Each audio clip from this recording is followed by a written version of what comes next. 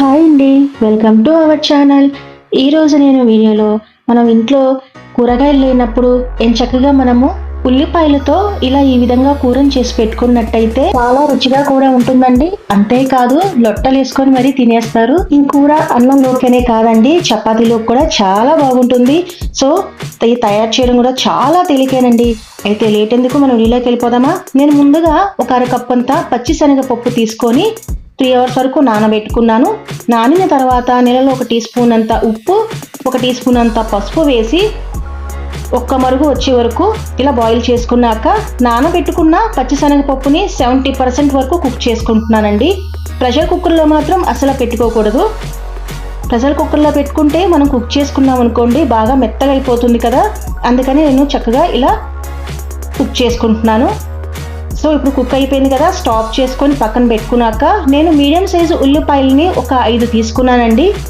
పెద్ద సైజు ఉల్లిపాయలు ఉన్నా సరే దాన్ని 4 భాగాలుగా చేసుకోవచ్చు.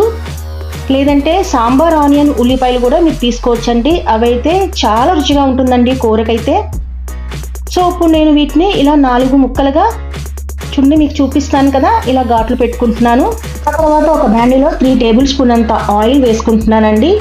ఈ ఉల్లిపాయలను చక్కగా నేను కలర్ చేంజ్ అయ్యే వరకు ఫ్రై చేసుకుంటున్నాను. ఇంట్లో కూరగాయలు లేనప్పుడు ఇలా మనము ఉల్లిపాయలతో కర్రీని ప్రిపరేషన్ చేసుకున్నాం అనుకోండి, చాలా తేలిగ్గా బాగుంటుంది కదా.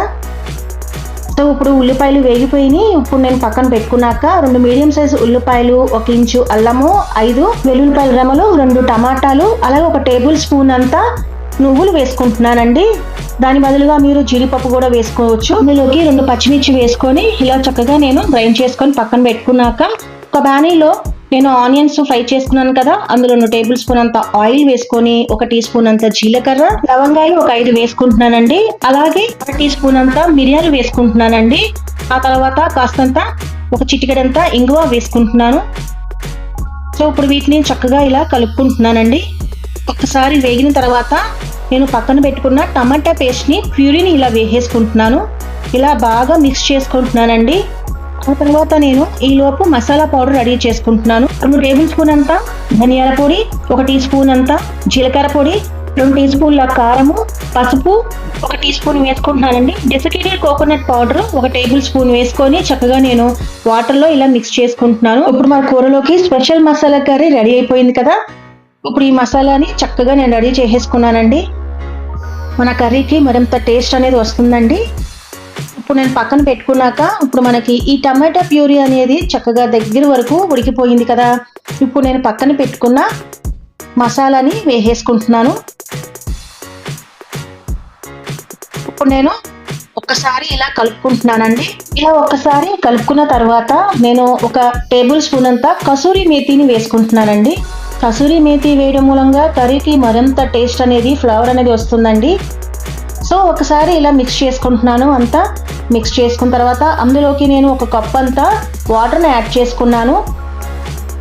మసాలా పేస్ట్ని వేసుకున్న తర్వాత ఒకసారి ఆ గిన్నెలోనే నేను వాటర్ని దొరుకుకొని వేసుకుంటున్నానండి. ఆ తర్వాత నేను మూత పెట్టి 2 నిమిషాలు కుక్ చేసుకుంటున్నాను. అది కూడా లో ఫ్లేమ్ మీదే కుక్ చేసుకున్నానండి. ఆ తర్వాత ఇప్పుడు ఆయిల్ అనేది పైకి తేలింది చూసారా. ఇలా ఉన్నప్పుడు నేను ఉడికించుకున్న పచ్చిశనగపప్పు ఉంది కదా, ఈ పప్పుని చక్కగా ఇందులో యాడ్ చేసుకొని ఇలా కలుపుకుంటున్నాను. సో ఇదంతా నేను మూత పెట్టేసి నేను లో టు మీడియం ఫ్లేమ్ మీద 2 నిమిషాలు ఉడికించుకుంటున్నానండి. ఎందుకంటే మనం వేసుకున్న మసాలా దినుసులు పట్టుకోవాలి కదా, అందుకని చక్కగా ఇలాగా 2 నిమిషాలు ఇలా ఉడికించుకుంటున్నాను. ఆ తర్వాత నేను అందులోకి పక్కన పెట్టుకున్న ఈ ఉల్లిపాయలను ఇలా వేసేసుకుంటున్నాను. ఇదంతా ఒక్కసారి బాగా కలుపుకుంటున్నానండి. ఇదంతా బాగా మిక్స్ చేసుకున్న తర్వాత నేను garam masala powder 1 teaspoon అంతా వేసుకుంటున్నానండి. చివరిగా గరం మసాలా పౌడర్ వేసుకున్న తర్వాత మరొకసారి ఇలా గరిటె తిప్పుకుంటున్నాను. లోపలంతా కలిసేలాగా కలుపుకుంటున్నానండి. 1 నిమిషం వరకు నేను ఇలా కుక్ చేసుకుంటున్నాను. 1 నిమిషం తర్వాత మన కర్రీ అనేది చాలా వరకు రెడీ అయిపోయిందండి. చాలా సింపుల్గా రెడీ అయిపోయింది కదా. చివరిగా నేను కాస్తంత కొత్తిమీర చల్లుకున్నాను.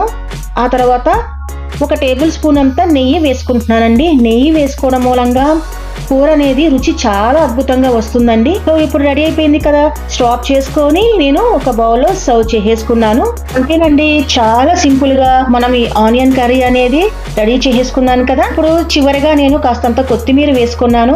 వేడిగా మనం సర్వ్ చేసుకుంటే చాలా బాగుంటుందండి. తప్పకుండా రెసిపీ ట్రై చేస్తారు కదా. అంతేనండి ఇవాల్టి వీడియో. మరికొన్ని వీడియోస్ లో కలుద్దాం.